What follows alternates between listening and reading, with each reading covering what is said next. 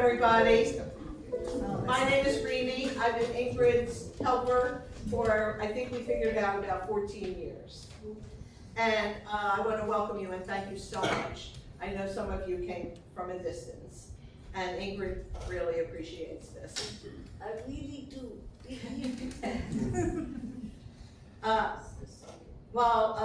The end of Daniel's story was a very sad one. We're here to honor his memory and share stories about why we loved him.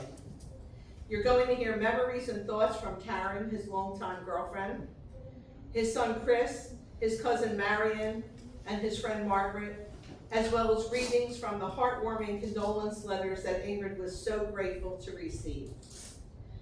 She got such wonderful notes and cards and letters that just warmed her heart tremendously. After the speeches, if any of you would like to share a laugh or a fond memory, we would love to hear from you. At the conclusion, there will be hors d'oeuvres and beverages right here to continue the celebration of Daniel's life. Before you go home, we invite you to place a flower in the sand in Daniel's honor. We actually wanted candles, but they wouldn't let us use candles. So we're using flour. So that's what that represents, okay?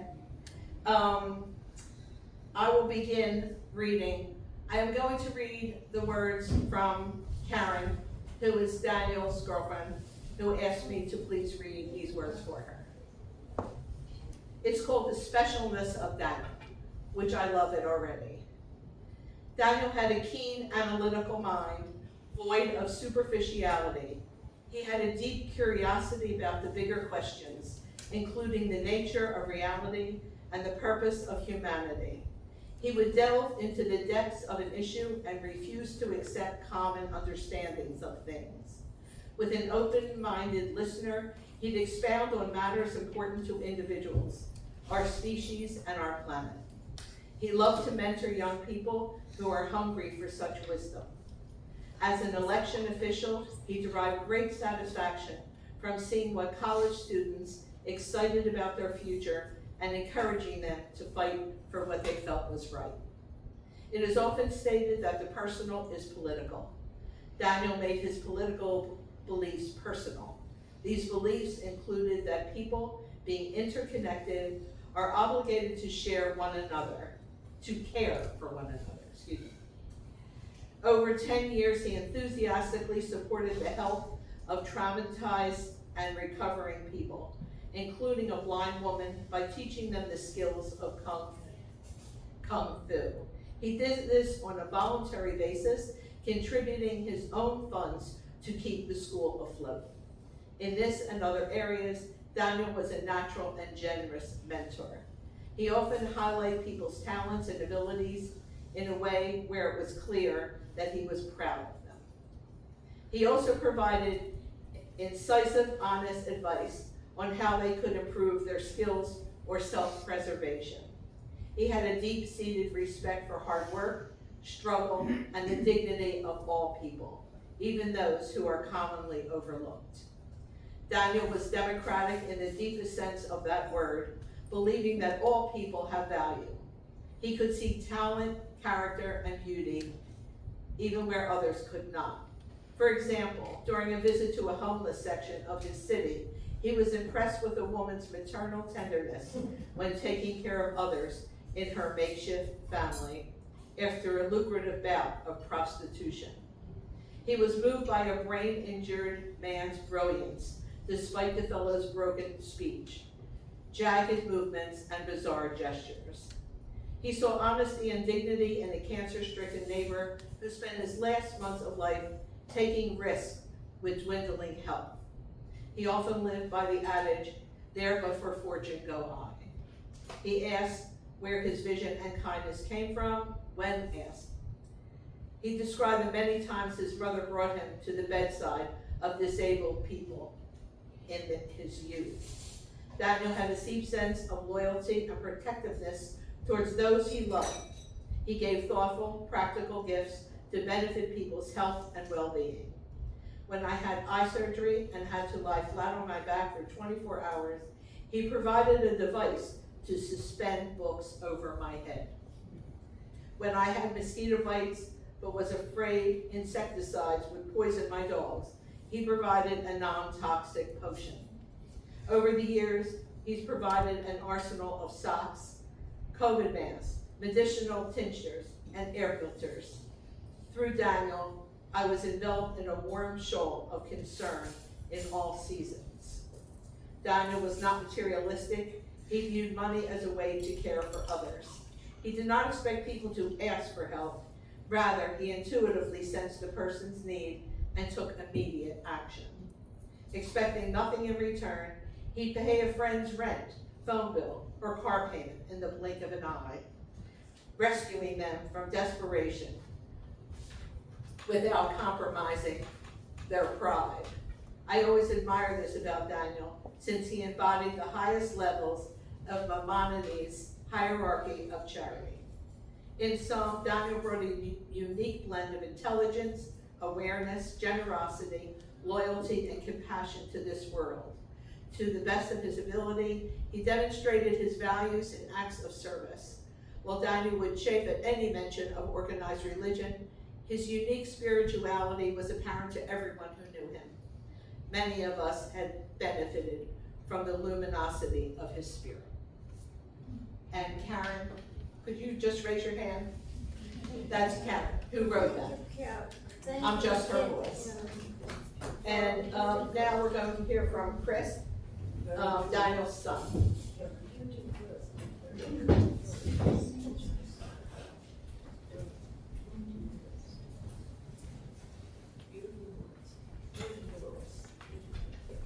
Yes.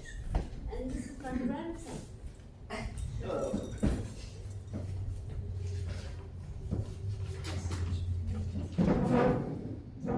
I think you're going to hear a lot of the same themes today because that was really who my father was.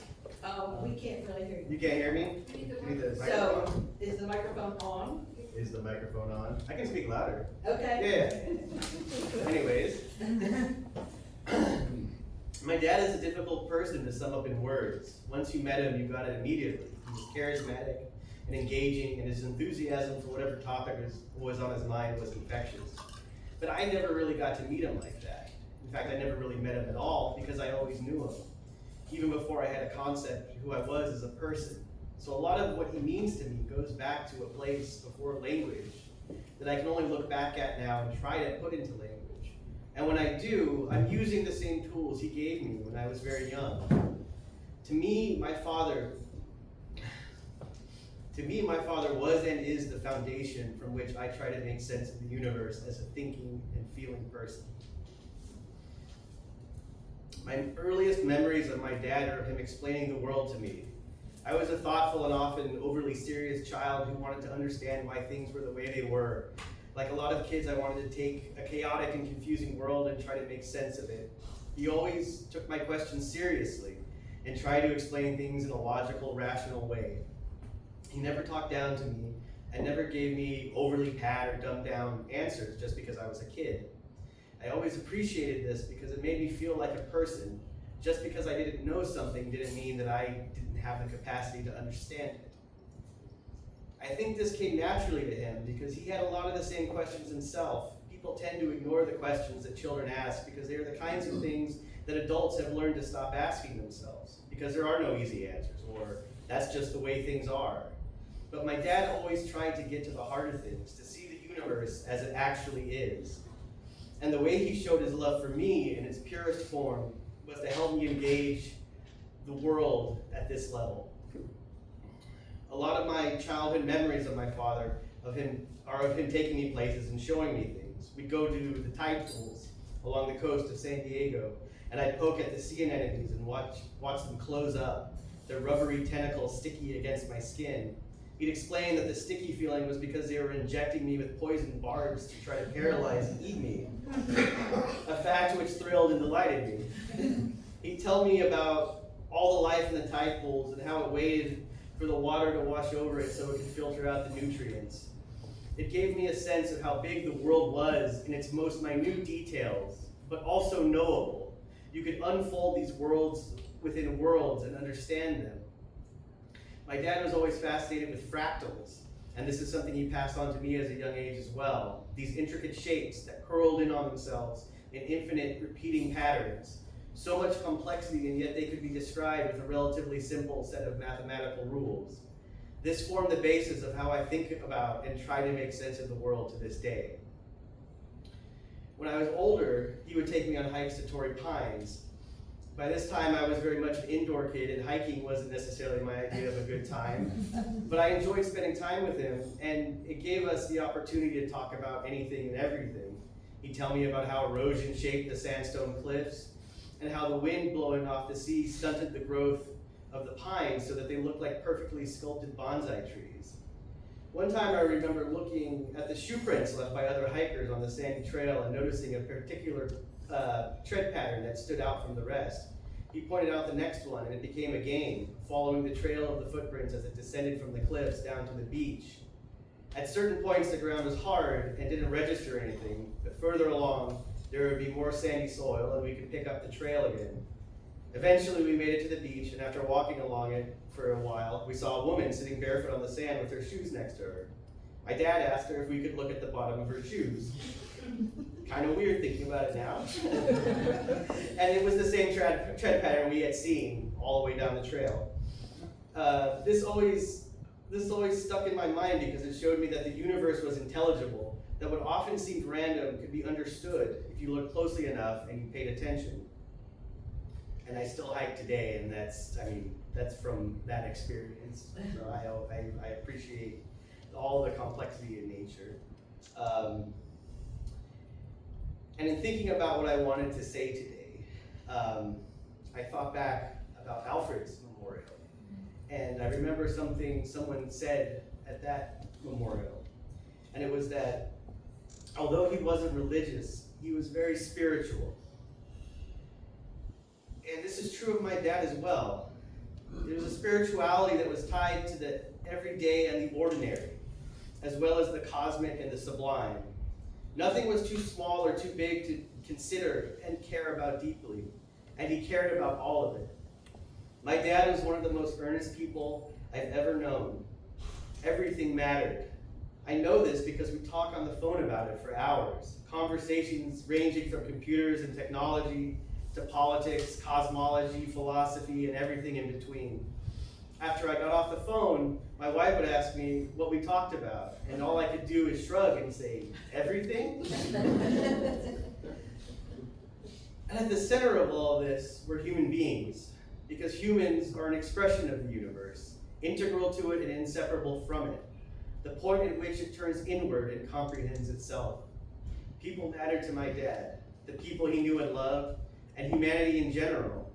He worried about where we were headed as a species, but he was also hopeful that we could turn it around and do better.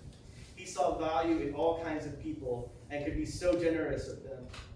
He taught me this as well, and it informed my own deeply held humanist principles.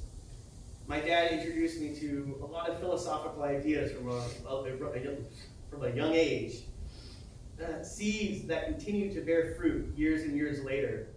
But at the heart of it was the understanding that people mattered more than ideologies and abstract concepts. We can use these things to help us navigate and make sense of the world, but ultimately they are just tools. Human beings and their individual experience of the world are what matters the most. Thank you.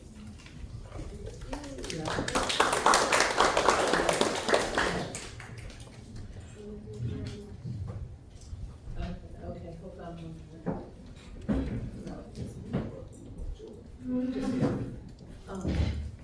This is Evelyn. She said she didn't get the email with the Zoom link. Okay. And then we're going to hear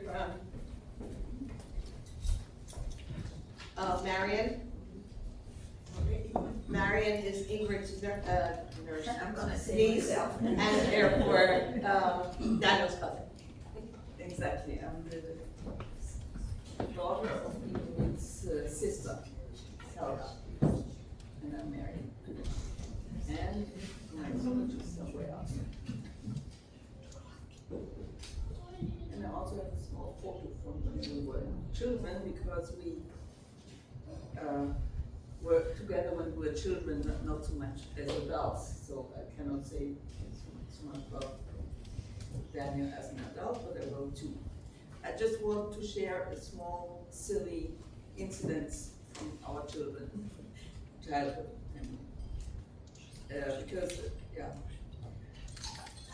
we were together up to when I was around 17 years old, but after then we lost each other to life and to each other's life, because we also didn't live on the same continent. I was in Switzerland mostly, and he was here in the States. But when we were children, my aunt was visiting her sister with Daniel, and from that time, mostly in Greece when we were in the holiday home of my mother, and also their mother, our grandmother, came to the island, so we had family meeting. And for us children, there was lots to do, swimming and diving and exploring and climbing the rocks.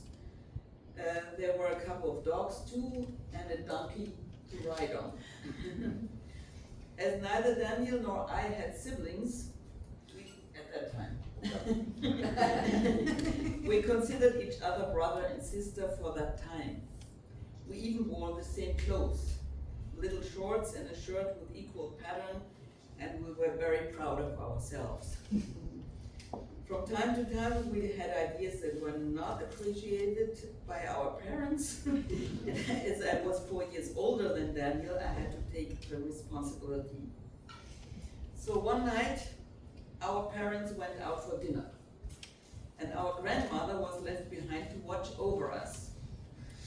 As soon as she was asleep, Daniel and I got up to put our plan into action. How did we know that she was asleep? Our dear grandmother used to snore at a tremendous volume, so we knew. The idea was to hide outside in one of the dog houses and sleep there. And the dog houses were really like little houses with a roof, and and you can crawl in there as a child and as a dog. So we grabbed something to drink and to eat and settled into the little dog house. The dog was irritated at first, but then came in and curled up together with us. Everything was exactly as we imagined. It was cozy and warm and adventurous. Until we noticed the lights. The car approached at a speed, and we realized that it was too late for us to run into the house before our parents arrived. Thus we arrived at the house all together, all of us together. And although I think they secretly thought it was pretty funny, not only we were scolded, but our poor grandmother as well. They take care of us enough. Later in life, we did not meet very often. What I was told and also experienced through Ingrid was that Daniel chose a life that was unconventional. He questioned society, its limits and its rules, and had little desire to be part of it. Daniel was extremely bright and intelligent, and it's, repeating what you already said, he was rather driven by the desire to penetrate life spiritually, to understand what holds the world together at its core, as in the famous quote from Goethe's Faust, that describes the incessant quest to understand the fundamental forces and principles that make up reality. He tried to push his mind beyond boundaries, to penetrate spiritual worlds of different cultures. For the rest of us, his thoughts may not always have been easy to follow, and probably being so special felt lonely and troublesome at times. As far as I know, in the world of martial arts, he felt at home for a while. Besides that, emotionally in everyday life, Daniel was the most loving and caring person, as Karen pointed out already, attentive to the needs of others around him, and a connected and loving father to his son, Chris. I wish him well wherever he may be now. Thank you. Oh, Mary, do you feel like you would like the microphone on, or you feel, okay? Pardon? You feel like, the microphone is not on, would you feel like you'd like it, or you feel okay? Yes, I also volunteered to read the letters from Albuquerque, or the notes that you received from Albuquerque, which are not here right now. When he lived for many years. Somewhere, I know that. Yeah. This is- Okay. Yeah. Those are the notes that reached Ingrid after Daniel's death from Albuquerque. And I was very surprised that people would reach out to her and convey their thoughts and their relationship they had with him. So one of the notes is from George and Gloria. Yeah, their names obviously. And they wrote, "The loss of my friend Dan was beyond tragic. Dan was loved by me, my wife, and family. We made friends, and he was always available to all the new tenants as they came and went." Another neighbor, Cynthia McNamara, wrote, "I met Daniel when I moved into the apartment building on Copper Avenue in Albuquerque. Though we never socialized, over the years we had occasion to talk and to help each other in mundane ways. I found Daniel unfailingly generous and kind, calm, sensible, and quietly intelligent. His presence on the property made me feel safer. I felt I could call upon him if ever I needed help. I'm sure I'm not the only person in Albuquerque who will sorely miss him."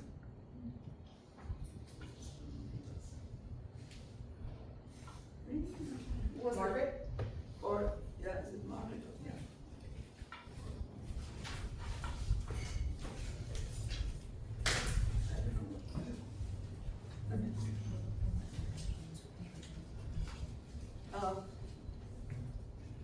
Margaret's going to read something that she wrote herself, and she's going to read things from other people as well. So she'll announce that, who she's reading for. Okay? Thank you. So, my name is Margaret, and I'm an architect. I've known Dan since I was 15. We met at Southampton University, and we were summering, and we quickly became very close. My relationship with him was primarily intellectual, and I consider him a treasure that we all, the less for his not being with us now. Towards the end, after the last 4 years of his life, he worked very closely with our studio. He helped us immensely on pro bono projects. The name of my studio is Milestone Architecture, PLLC, and he really supported us in a very profound way, particularly on these pro bono projects. So one of them was a project which was very elaborate, that was being prepared for the Venice Biennale in 2023. And I would say that he was absolutely essential to that project. So there are many documents related to that project. It's an exhibit about the use of public space in Venice during the pandemic. And I'm actually gonna read some of his colleagues from my studio from all over the world who interacted with Dan. So the first one is from a young lady named Saba, who worked extremely closely with him in the preparation of the catalog, the video, and other parts of the exhibit. Dear Dan, how are you? Well, you're the one who taught me the most beautiful things about faith. So I'm gladly saying I know you are in a better place. I just wanted to say, sorry life drifted me away. I should have called you, but you see, the idiot in me thought I have time. I didn't think you had other plans. I'm truly sorry. Thank you for everything. Rest in peace, Dan. This is from an architect named Paula, who has a very profound disability. She has a rare genetic disease, and she also has very low eyesight. So this is what she wrote. Dan was a man of extraordinary simplicity, capable of enlightening those around him, and his humility and genuine kindness. I had the privilege of working alongside him, and his ability to listen, to welcome, and to show respect shone through at every moment. His presence, discreet and serene, instilled a sense of peace and trust as only true good souls can.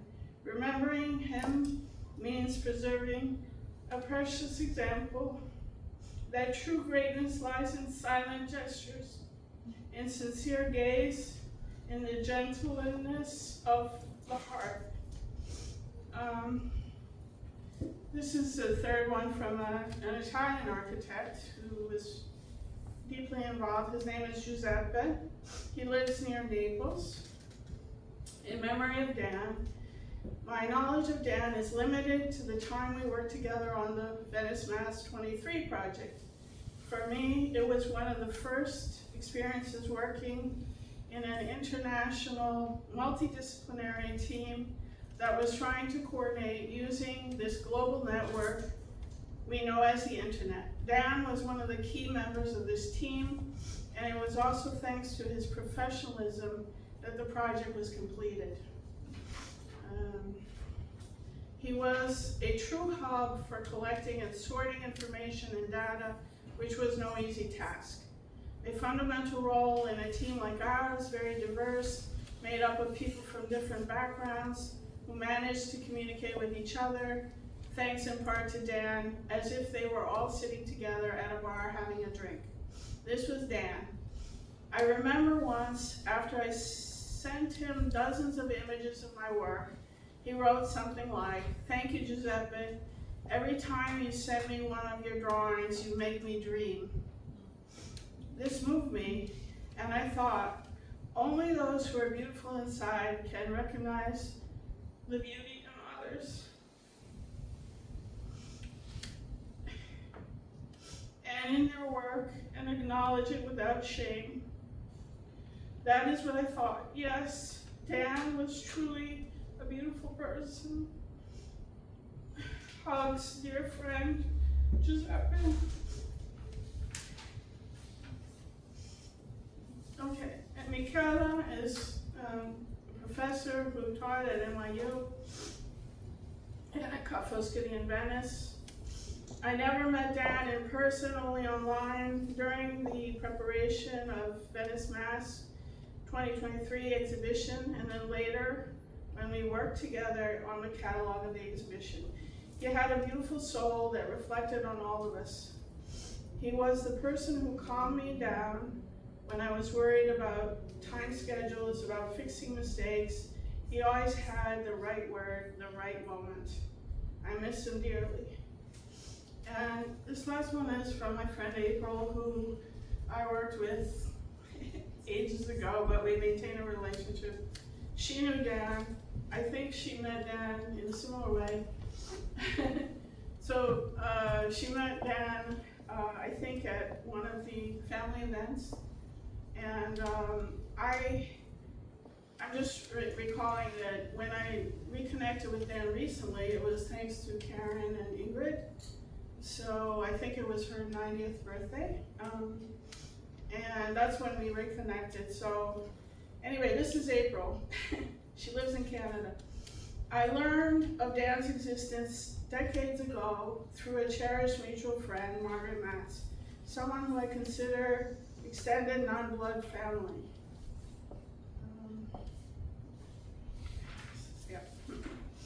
Margaret depicted him as a supremely independent, supernaturally intelligent, and utterly unique individual, the only child of a pair of luminaries. One, a highly artistic innovator and pioneer, developed the urban mall phenomena. This was Dad, Alfred. The other, Mom, my beloved friend Ingrid, who possessed and possesses to this day one of the hungriest, most impassioned, and versatile intellects I've ever had the privilege to engage with. Colloquially, Ingrid satisfies the definition of culture vulture, and her mind, her essence, fulgurates with her drive to learn, to understand, and to share her enlightenment. It would have been impossible for Alfred and Ingrid to not produce extraordinary progeny, and Daniel did not disappoint.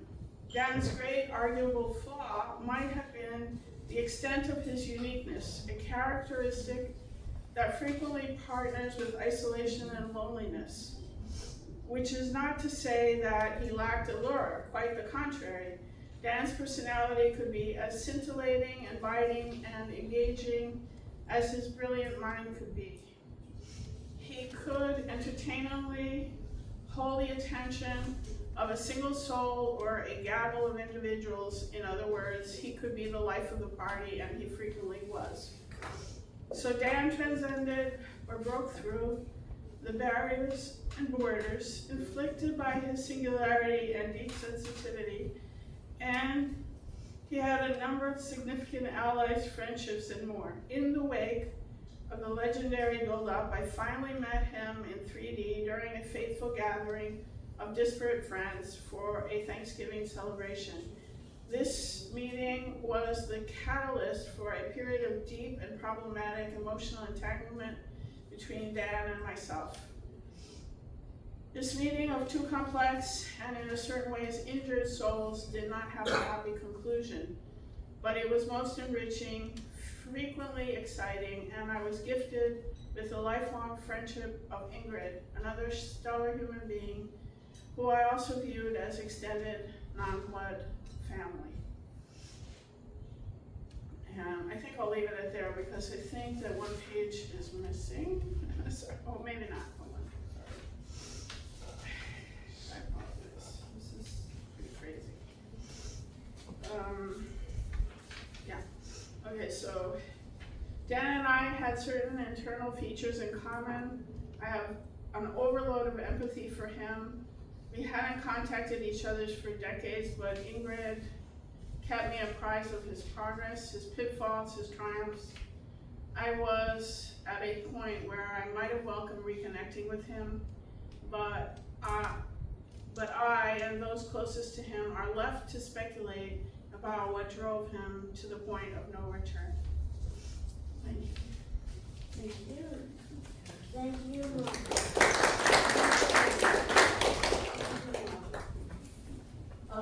At this point, we're going to have anybody who would like to say a couple words to do that. What? Oh, right. Sorry. Joel. Okay.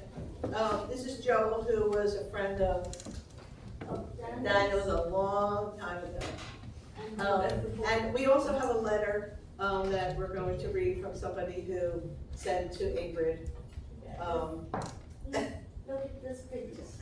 This is That's Joel and since Daniel. when we are friends. And I was friends with Joel. So sweet.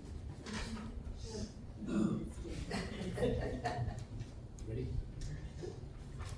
Daniel was my friend from age 4 through our teens. He was probably one of my first friends. We met when our parents arranged a carpool together to nursery school. Daniel and I did normal kid things, riding our bikes in the neighborhood and playing indoors after school. I think we were both pretty good kids, both the quiet type. The most mischievous thing I can remember doing with Daniel was sneaking a few minutes of black and white TV. We had an easy friendship. I don't remember any conflict between Daniel and I ever. I never found anything but kindness, love, and support in the close household. Ingrid and Alfred included me in family outings and trips and meals. I have so many vivid memories of spending time with Daniel and the Cloaks. It was always a special place for me to go. My parents became lifelong friends with Alfred and Ingrid, and Daniel spent time with my family too. Daniel and I lost touch after high school. We had gone off in different directions, but I remained in touch with Ingrid and Alfred and always asked about Daniel. And Daniel and I corresponded a few times and crossed paths a few times. In recent years, we emailed, and he thanked me for keeping in touch with Ingrid and offered some funny memories when my dad died. And I really didn't know Daniel in his adulthood, but I'm learning much more about him today.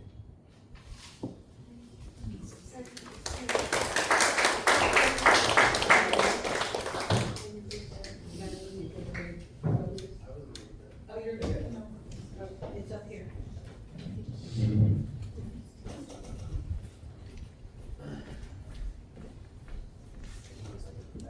Here. Okay, this is a message from Kimberly Baker that sent to my grandmother Ingrid.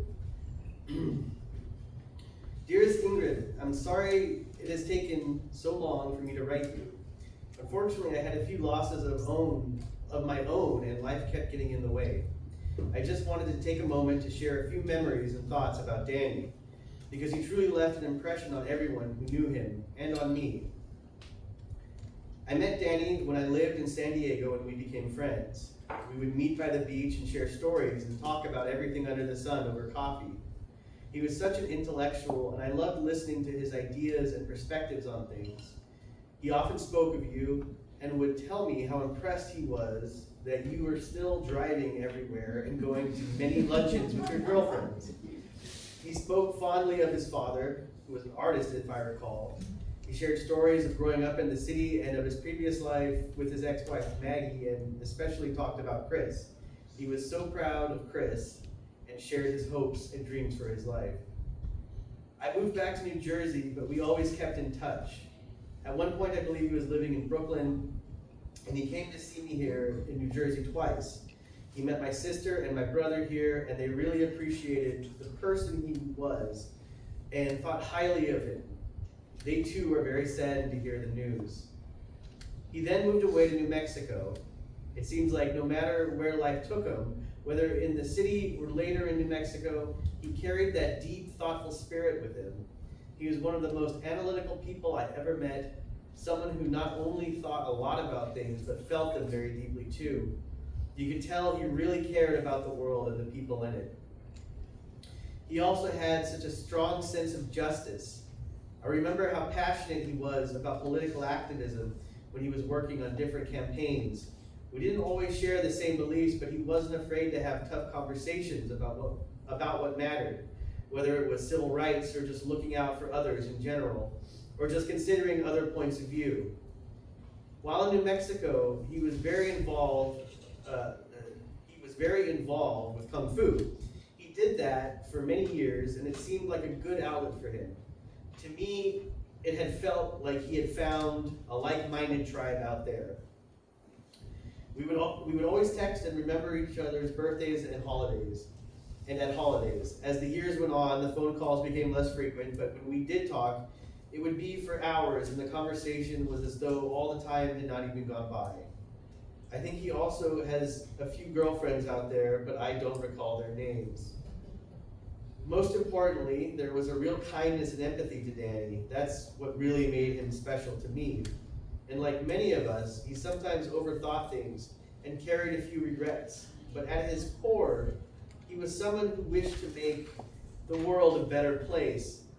I felt lucky to have known him, and I just wanted you to know how much he meant to me and the people around him in San Diego and New Mexico.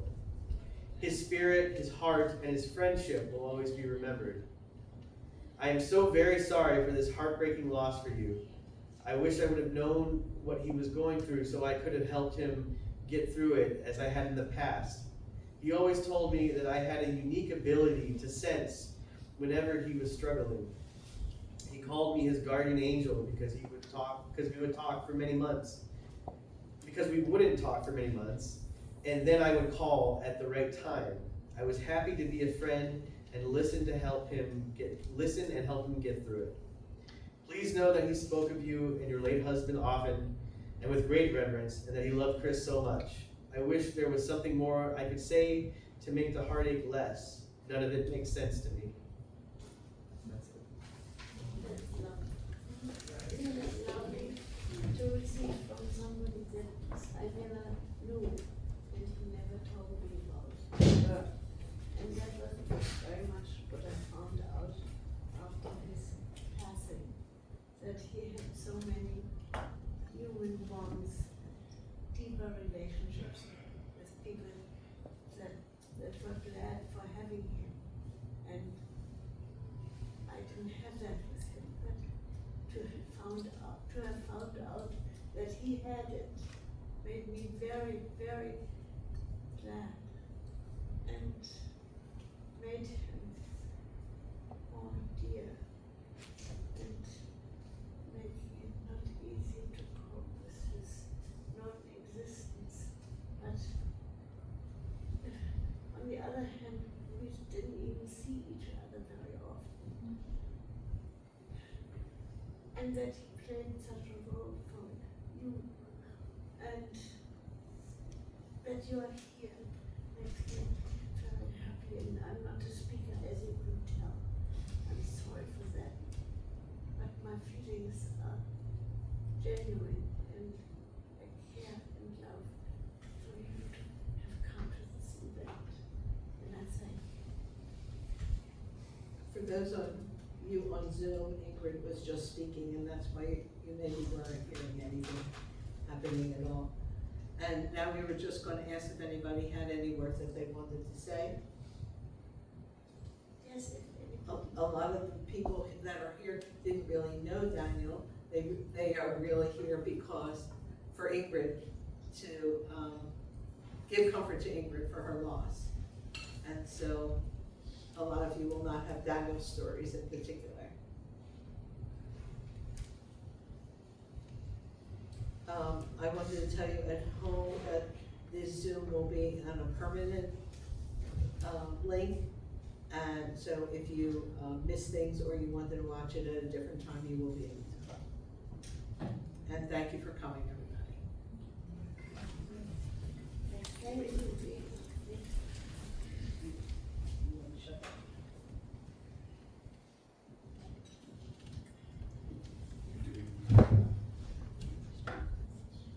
We're all finished, so you can stop that. And now they're gonna just bring out the food. Yep. We're ready to go.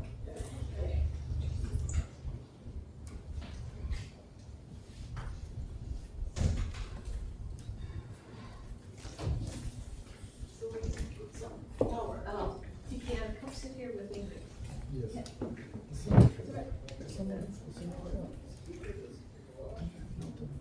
I thought we were doing this after we eat.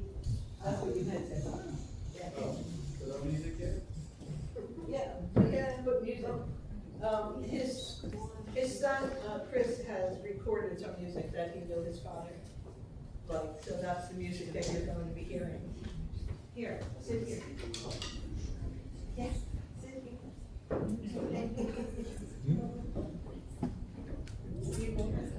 That's her cleaning lady for 15 years or more. How long? You put this somewhere. How long? 30 years. That's her cleaning lady for 30 years.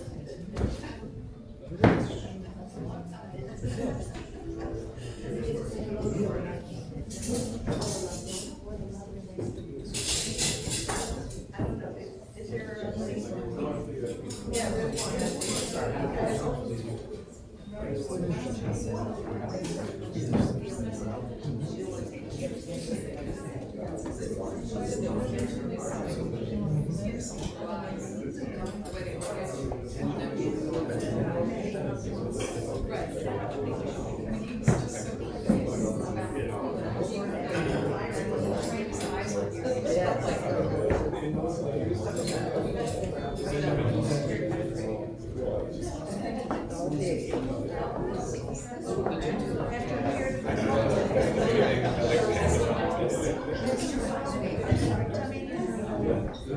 Well, Ingrid is my father's